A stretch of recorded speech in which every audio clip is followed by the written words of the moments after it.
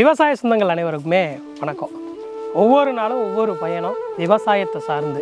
இன்றைக்கி நம்ம பார்த்திங்க அப்படின்னா மேட்டுப்பாளையம், அதுக்கு பக்கத்தில் இருக்கக்கூடிய காரமடை, அதுக்கும் பக்கத்தில் இருக்கக்கூடிய மங்களக்கரை புதூரில் இருக்கிறோம். இங்கே யாரை பார்க்க வந்திருக்கோம்னா, இப்படியே பார்த்திங்கன்னா நல்லா தளன்னு பார்க்க பசுமையாக விளைஞ்சு நிற்கிற வாழையில், அதாவது கற்பூரவள்ளி ரகம், அதை தேர்வு பண்ணி இன்றைக்கி விவசாயம் செஞ்சிட்ருக்கக்கூடிய மதிப்பிற்குரிய ஐயா கோபால் அவர்களை தான் சந்திக்க வந்திருக்கோம். இந்த கற்பூரவள்ளியை குறித்தும் இந்த வாழை விவசாயத்தை எப்படி பண்ணலான்ற ஒரு அழகான ஒரு அனுபவத்தை அவர்கிட்ட கேட்டு உங்கள் கூட பகிர்ந்துக்கிறோம். வாங்க இந்த வீடியோக்குள்ளே போகலாம்.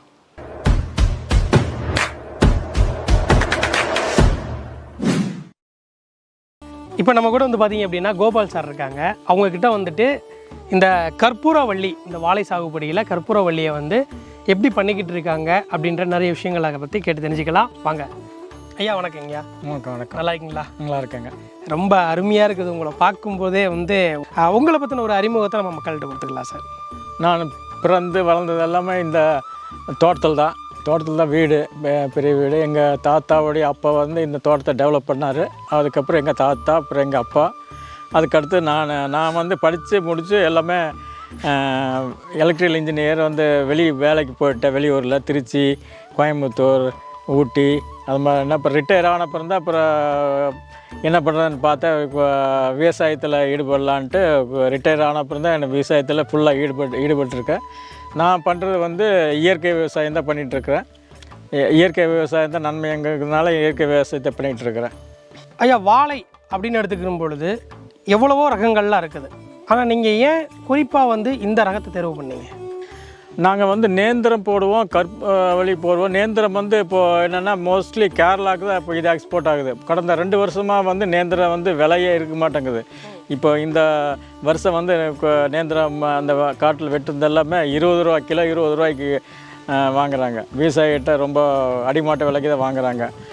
இது கற்பூரவள்ளி எங்கன்னா இந்த லோக்கல் மார்க்கெட்டில் விற்றுக்கலாம், கொஞ்சம் விலையும் அதிகமாக கிடைக்கிது. அதனால் இந்த கற்பூரவள்ளி போட்டோம். கற்பூரவள்ளி வந்தீங்க. திசு மூலமாக வளர்க்கக்கூடிய கன்றுகளுக்கும் சாதாரணமாக இருக்கக்கூடிய கன்றுகளுக்கும் என்ன பெரிய லாபம் இருக்குது? திசு கல்ச்சரில் இது இருக்குது. ஆனால் திசு கல்ச்சரில் அதில் ஏதோ வைரஸ் தாக்கியிருந்தான்னு வச்சுக்க, அவங்க நர்சரியில் ஏதாவது அப்புறம் அது இப்போ நம்ம வளர்ந்தப்புறம் தான் தெரியும், அது இப்போ இதாகிரு. அதனால் கேரண்டியாக சொல்ல முடியாது. இப்போ கன்று எடுத்து போட்டோம்னா, கிழங்கு எடுத்து போட்டோம்னா கண்டிப்பாக 100% ஷூர் நம்ம நல்லா கிழங்கு எடுத்து போட்டோம்னா வாழை நல்லா அருமையாக வருங்க. நடவு செய்கிறதுக்கு ஒரு கண்ணை தேர்வு செய்யும்போது இந்த கன்று ரொம்ப சிறப்பாக இருக்கும்னு எப்படி தேர்வு பண்ணுறீங்க? அது அந்த வயலில் போய் பார்த்துட்டு அந்த அந்த வயலில் கிழங்கு எடுக்கிறோம் இல்லைங்க, அந்த வயலை பார்ப்போம். அந்த வாழை எப்படி இருக்குது, அதுக்கு தகுந்த மாதிரி அந்த கிழங்கை தோண்டிட்டு வருவோம். இப்போ நீங்கள் இந்த வாழை நட்டதில் இருந்து 3லேருந்து 5 மாதத்துக்குள்ளே வாழையை தாக்கக்கூடிய சில பல நோய்கள்லாம் இருக்கும் இல்லையா? குறிப்பாக இந்த கற்பூரவள்ளிக்கு இருக்கக்கூடிய பிரச்சனைகள் என்ன?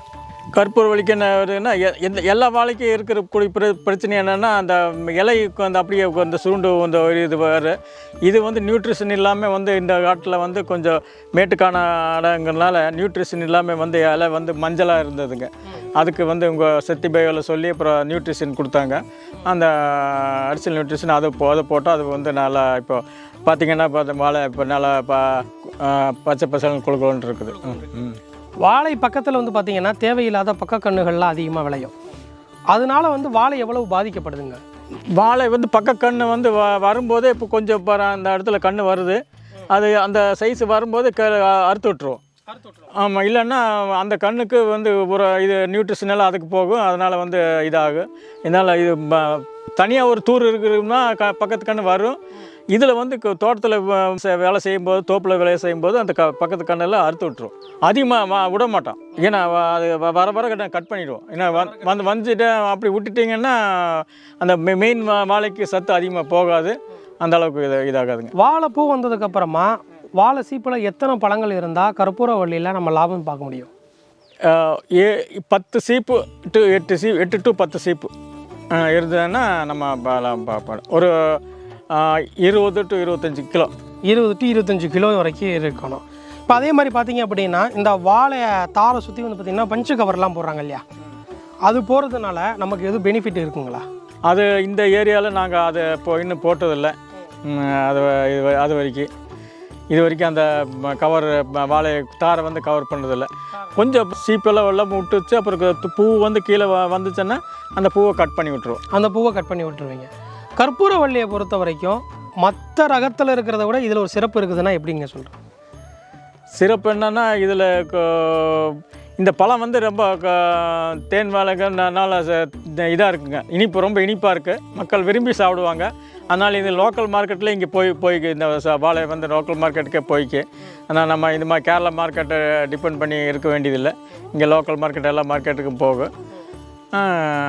அதான் மெயின் சிறப்பு. இப்போது நீங்கள் இதை விளைய வச்சு அறுவடைலாம் செஞ்சு நீங்கள் வந்து மார்க்கெட்டிங் பண்ணுறீங்க இல்லையா, அது எப்படி உள்ளூருக்குள்ளே மட்டும் பண்ணுறீங்களா இல்லை நம்ம வெளிநாடுகளுக்கும் பண்ணுறீங்களா? வெளிநாட்டுக்கு இது வரைக்கும் நாங்கள் வெளிநாட்டுக்கு பண்ணதில்லை. உள்ளூர் தான், உள்ளூர் வியாபாரிங்க அங்கே வந்து வாங்கிட்டு போயிடுறாங்க. நம்ம டைரெக்டாக இன்னும் இவ்வளோ ஏக்கரை கணக்கில் போட்டுட்டு வந்து சில்லறை வியாபாரத்தில் நம்ம பண்ணுறது கஷ்டம். அதனால் மொத்த வியாபாரிகிட்ட நாங்கள் கொடுத்துருவோம், அவங்க இது பண்ணிடுவாங்க. சில இது வந்து பாம்பே வரைக்கும் அவங்க அனுப்புகிறாங்க. இப்போ நம்ம கற்பூரவள்ளியில் எந்த பருவத்தில் வந்து பார்த்திங்க அப்படின்னா குலை அதிகமாக தள்ளும்? மோஸ்ட்லி இந்த பருவ கணக்கு இல்லைங்க. இப்போ முதலெல்லாம் வந்து பருவ கணக்கு தான் வரும். இப்போ வந்து மோஸ்ட்லி வந்து பருவம் இது மழை இதில் வரதில்ல. ஆனால் கொஞ்சம் வந்து இந்த மழைக்கு இது பெய்யுதில்லைங்க, ஜூன் ஜூலை அப்போ அந்த மழை நல்லாயிருக்கு. மழை எப்படி என்ன தான் தண்ணி கட்டினாலும் அந்த மேலேருந்து மழை பெஞ்சதுன்னா அந்த ஒரு பயிருடைய வளர்ச்சி நல்லாயிருக்கும். ஜூன் ஜூலையில் அந்த பயிருடைய வளர்ச்சி வெயில் இருக்குது, இது இருக்குது. அப்போ டிசம்பர் மாதம் இதில் வந்து அதெல்லாம் உங்களுக்கு வெயில் அதிகமாக கிடைக்காது, அப்போ வந்து உங்களுக்கு வளர்ச்சி கொஞ்சம் கம்மியாக தான் இருக்கும். இப்போ ஒரு முறை நீங்கள் இப்போ அறுவடை பண்ணிட்டீங்க, திருப்பி நடவு காலத்தை எப்படி கணக்கு பண்ணுறீங்க? அதான் இது முடிஞ்சோன்னா அடுத்தது பயிர் இன்னொரு 6 மாதத்துக்கு வேறு பயிர் போட்டுட்டு அப்புறம் மறுபடியும் உழுதுட்டு அப்புறம் மறுபடியும் நிலத்தை காய வச்சுட்டு அப்புறம் அடுத்த வருஷம் தான் போடுவாங்க. இதுக்கு முன்னாடி நீங்கள் வாழைக்கு உரங்கள்லாம் கொடுத்துருப்பீங்க, அந்த உரங்களுக்கும் இப்போ நம்ம சத்தியம் அக்ரோ கிளினிக்கினுடைய உரங்களுக்கும் வித்தியாசம் நிறைய இருக்கும், அதை பற்றி கொஞ்சம் சொல்லுங்கள். சத்தியம் பயோவில் வந்து அவங்க ஆர்கானிக் இதுன்னு உரம்னு கொடுக்குறாங்க. அது போட்டு ஒரு 2-3 வருஷமாக நான் யூஸ் பண்ணிகிட்ருக்கிறேன். என்னுடைய தோட்டத்துலேயும் என் அண்ணாடைய தோட்டத்துலேயும் யூஸ் பண்ணிகிட்ருக்குறோம். அது நல்லாவே இருக்குது. மற்ற உரத்துக்கு கூட இது நல்லாவே இருக்குது. பட் நிறைய வந்து உரம் வந்து இப்போ மற்ற உரம் கொடுக்குறதெல்லாம் கையில் போட வேண்டியிருக்கு. இதெல்லாம் வந்து வாட்டர் சாலியபிள் வந்து இப்போ ட்ரிப்பில் கூட போட்டுக்கலாம், அது மாதிரி இருக்குது. அது மாதிரிலாம் கொடுத்துருக்குறாங்க. ஃபீல்டுக்கெலாம் வந்து கரெக்டாக பார்க்குறாங்களா? அதெல்லாம் ஃபோன் பண்ணால் உடனே வந்து பார்த்துக்குறாங்க. உடனே வந்து சொல்லியிருக்காங்க. இல்லாட்டி வந்தோன்னா கொண்டு வந்து எதை சொல்லி வந்து பார்த்துட்டு அப்புறம் என்ன இதுன்னு உரம்னு ரெக்கமெண்ட் பண்ணி அதை கொடுத்துட்றாங்க. இப்போ நம்ம வாழைக்கு நம்ம அக்ரோ கிளினிக்கினுடைய என்னென்ன உரங்கள்லாம் கொடுத்துருக்கீங்க? அது வந்து இப்போ ஜெல்லு வந்து பக்கெட்டில் கொடுப்பாங்க. ஜெல்லும் அந்த கார்பன் இது பவுடர் இருக்குது. அது கொடுத்த உடனே ஓரளவுக்கு நல்லா வந்துச்சு. அதுக்கப்புறம் மறுபடியும் வந்து ஒரு 2 மாதம் கழித்து என்பிகேவும் டயோ நியூட்ரிஷன் வந்து இது கொடுத்துருக்காங்க. இப்போ போட்டு 15 நாள் ஆச்சுங்க. இது வந்து மறுபடியும் வந்து கொஞ்சம் டயோ நியூட்ரிஷன் வந்து என்ன கொடுத்தா வாழை வந்து கொஞ்சம் இதுக்கு மஞ்சள் கலரில் இருந்ததுங்க. இப்போ இலையெல்லாம் கொஞ்சம் இதை நியூட்ரிஷன் டெஃபிஷியன்சி இருந்தது. அதனால் நியூட்ரிஷன் டெஃபிஷியன்சி இது பண்ணுறதுக்கு கொடுத்தாங்க. அப்புறம் அதுக்கப்புறம் வந்து வாழை பண்ணால் நல்லா இருக்குங்க. ரொம்பவே உங்களுடைய இந்த அனுபவங்கள் வந்து எங்களுக்கு ரொம்ப உண்மையிலே ரொம்ப பிடிச்சிருந்தது சார். நம்மளுடைய நேயர்களுக்கும் கண்டிப்பாக பிடிக்கும். ரகம் பார்த்து தேர்வு செஞ்சு விவசாயம் பண்ணுங்க அப்படின்னு அடிக்கடி வந்து விவசாயத்தில் இருந்த முன்னோர்கள்லாம் நிறையா சொல்லியிருக்காங்க இல்லையா, இதை எதுக்காக சொல்லியிருக்காங்க? ஆமாம், ரகம் வந்து ஏதோ ஒரு நாய்க்குட்டியை வாங்கினோன்னா ப்ரீடு பார்க்குறீங்களா, எதிர்பார்க்குறீங்க. அதே மாதிரி வந்து நான் கண் எடுக்கும்போது நம்ம குட்டிக்கு எப்படி இருக்குது, தாய் கண் எப்படி இருக்குதுன்னு அதை பார்த்து தான் இப்போ எடுக்கணும். அது போக வந்து நான் வந்து எலக்ட்ரிக்கல் இன்ஜினியர் இப்போ இதுபோல் சர்வீஸ் பண்ணியிருக்கேன். வந்து அக்ரி இப்போ வந்து ரொம்ப காம்ப்ளிகேட்டட். அப்புறம் வந்து சும்மா சுலபமாக போய் அக்ரிகல்ச்சர் பண்ணுறதுங்கிறது எல்லோரும் போய் பண்ண முடியாது. அதுலேயே வந்து ஆழ்ந்த இதாக இருந்தாருன்னா நிறைய பேராமீட்டர்ஸ் வந்து நிறைய பேராமீட்டர்ஸ் அஃபெக்ட் பண்ணும். மழை, வெயில், காற்று, அப்புறம் இந்த காட்டு பண்ணி அது இதுக்கு இப்போ எல்லாம் ஒரு நாள் இப்போ இன்றைக்கி போய் உரம் போடணும்னு போனீங்கன்னா அடுத்த நாள் தண்ணி மழை பெஞ்சிச்சுன்னா ஒன்றும் பண்ண முடியாது. இன்னொரு 4-5 நாளைக்கு இது பண்ண முடியும், உழுக முடியாது. அதே மாதிரி வந்து ஒரு அந்த நேரத்தில் கரெக்டாக நான் செஞ்சுருவேன். இப்போ தோட்டத்துலேயே இது மாதிரி பக்கத்துலேயே இருந்தால் தான் வந்து விவசாயம் பண்ண முடியும். நம்ம அங்கே போயிட்டு வந்து விவசாயம் பண்ணுறோம், இங்கே போயிட்டு வந்து விவசாயம் பண்ணுறோம், பார்ட் டைம் எல்லாம் பண்ண முடியாதுங்க. ஃபுல் டைம் இருந்தால் தான் விவசாயம் நான் கரெக்டாக பண்ண முடியுங்க. இல்லாட்டி அதுக்கு தகுந்தமான ஆளை வச்சு கொஞ்சம் வச்சுருக்கணும். அப்படி இருந்தால் கண்டிப்பாக நம்ம வந்து வாழையில் வந்து ஒரு நல்ல ஒரு இதை எடுக்கலாம். இல்லை பொதுவாகவே எடுக்கலாம் நல்லா வந்து மகசூலெல்லாம் நல்லா வருது.